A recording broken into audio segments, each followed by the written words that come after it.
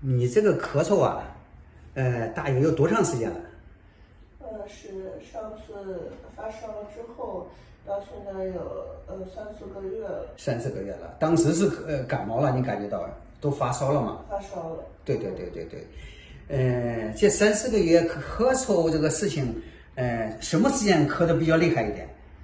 咳的比较厉害的是晚上咳的话，会咳嗽5、6分钟。睡觉之前。睡觉之前痰也很多。痰很多。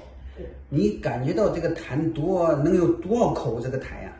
晚上会晚上5、6分钟，就是不断的，好多，就是用纸包住，就是很多了啊。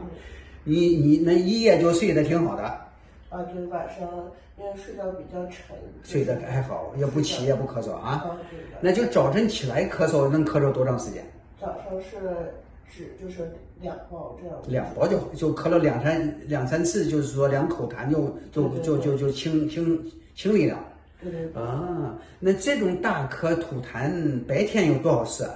白天大概有1、2次，就这种大一点的就咳，就是吐出去，有的时候还会恶心呕吐，这种有1、2次。就咳出来不停这种，4、5分钟这样有1、2次。对。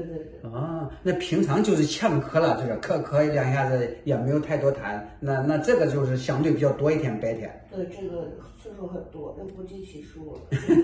就一直是这种呛咳了。但没痰。OK， 你咳这个痰是什么颜色、什么状态呀？痰是清痰。清痰的，白白的。对，白色的，但是液体状，不是液体状。对。有味儿没有味儿？没有。没有味。但是会伴随一些血丝，就是有时候咳了厉害了有血丝。对。啊，你除了这个咳嗽啊，你还有其他不好的情况吗？像你说的这个怕冷。对，就会怕冷。很怕冷。手脚冰凉。穿的比较多。很累。对，很容易累。很容易累。精力不足。吃饭还行不？吃饭还行。大小便行不？也是正常的。正常的啊。这个例假也是正常的。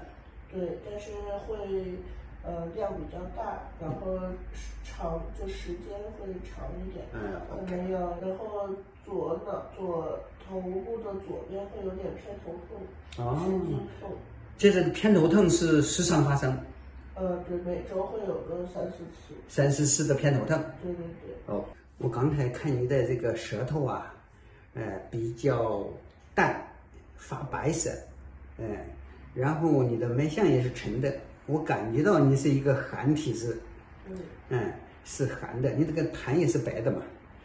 然后我给你呀，想针灸，然后做一个滑罐，看看你这个症状，是不是这个咳嗽症状是不是能缓解。然后啊，我给你治2、3次以后啊，你这个症状缓解了，然后我再用中药给你稍微调理一下身体，好不好？行。昨天呢，给予他针灸拔罐放血。今天患者就发了短信告诉我，睡觉前或醒来都没有剧烈的咳嗽，只有轻微的咳嗽。